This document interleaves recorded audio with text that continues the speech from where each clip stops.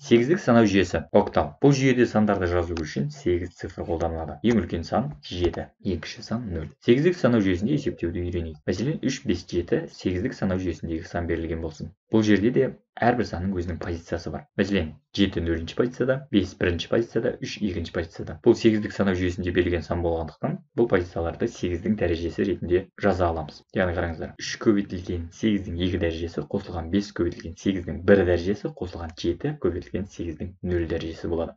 Және бұл есептеулердің нәтижесі 357, 357 8-дік санау жүйесіндегі санның ондық санау жүйесіндегі мәні шығады. Яғни ол 239. Міне осылай біз 8-дік санау жүйесінен ондық санау жүйесіне ауыстыра аламыз. Ондай болса, ондық санау жүйесінен 8-дік санау жүйесіне ауыстыруды үйренейік. Бүтін ондық санды 8-дікке ауыстыру үшін бірінші әдіс ол бөлу. Ол үшін келесі алгоритмді қолдануымызға болады. Ондық санды бөлінді 0-ге тең болғанға дейін біртіндеп 8-ге бөлуіміз керек. Келесі қадам алынған қалдықты кері ретпен жазуымыз керек. 136 ондық санау жүйесіндегі берілген сан болсын. Біз оны 8-дік санау жүйесіне ауыстырамыз. Ол үшін бірінші 136 санын 8-ге бөлеміз. Бүтін бөлігі 17, қалдық 0. Келесі қадам 17 санын бүтін бөлігін 8-ге бөлеміз. Бүтін бөлігі 2, қалдық 1. Келесі қадам 2 санын 8-ге бөлеміз. Бүтін бөлігі 0, қалдығы 2. Алгоритмнің екінші шартын орындауымыз керек. Алынған қалдықты кері ретпен жазамыз. Сонымен 136 санын ондық санау жүйесінен 8-дік санау жүйесіне ауыстырғанда 2 1 0 8-дік санау жүйесіндегі сан шықты. Бүтін ондық санды 8-дікке ауыстырудың екінші әдісі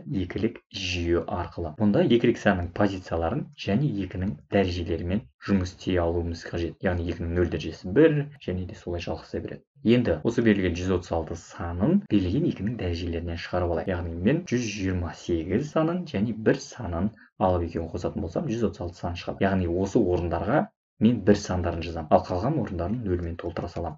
Сонда менде екілік санау жүйесіндегі 136 санның берілуі 1 0 0 0 1 0 0 0 саны шығады. Бұл екілік санау жүйесіндегі сан. Ал екілік санау жүйесінен 8-дік санау жүйесіне ауыстыру үшін біз бұл екілік санды 3 биттен бөлуіміз керек. Яғни оң жақтан бастап 3 биттен бөлеміз. Соңғы 3 0-ді бөлдім, одан кейінгі 3 битті бөлдім, 0 0 1, одан кейінгі барып 2 бит. Егер 3-ші бит жетпей жататын болса, алдына 0 қоса салуға болады. Сонда 0 1 0 3-ші сан. Енді келесі кестеге қараймыз. Бұл кесте арқылы біз екілік санау жүйесінен 8-дік санау жүйесіне, болмаса 8-дік санау жүйесінен екілік санау жүйесіне оңай ауыстыра аламыз. Ескерту: әрбір 8-дік санау жүйесіндегі бір цифр үшін екілік санау жүйесінде 3 бит беріледі. Сонымен әрбір үштікті жеке-жеке бір цифр ретінде анықтап алайық. 000 саны кесте бойынша да және олардың позициясы арқылы екілік дәрежелеріне шығарып көбейтетінде болсақ та, бізде 0 саны шығады. Келесі сан 001. Кесте бойынша ол 1 саны. Және де бұл санның да дәрежелері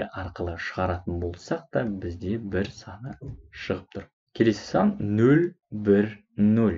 Алдыңа қосылған 0 біздің санды өзгертпейді. 2-нің дәрежелерін жазып алайық. 1 2 4. Нәтиже бізде 2. Кесте бойынша тексеріп көретін болсақ та, дұрыс жауап шықты. Сонда бізде 136 ондық санау жүйесінде берілген санды 8-дік санау жүйесінде 2 1 0 формасында жаза алады екенбіз. Үйренгенді практикада қолдану мақсатында келесі есепті өз бетіңізше шығарып көріңіз.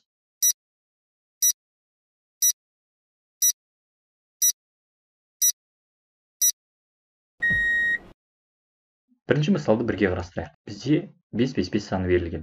Екілік санау жүйесіне қарайтын болсақ, 5 саны 101. Ал бізде 3 5 саны берілген. Яғни үшеуін жеке-жеке 101 101 101 ретінде жазып алсақ болады. Барлығын бірге қосқан кезде бізде 101 101 101 екілік санау жүйедегі берілген сан шықты. Ал енді екіліктен ондыққа оңай ауыстыру тәсілін біз білеміз. Санның позициясына байланысты 2-нің дәрежелерін жазып аламыз. 2-нің 0 дәрежесі 1, 2-нің 1 дәрежесі 2, дәрежесі 8 және де жалғаса береді. Енді бір тұрған желілердің барлығын бір-біріне қосып шығамыз. Сонда бізде нәтиже 365.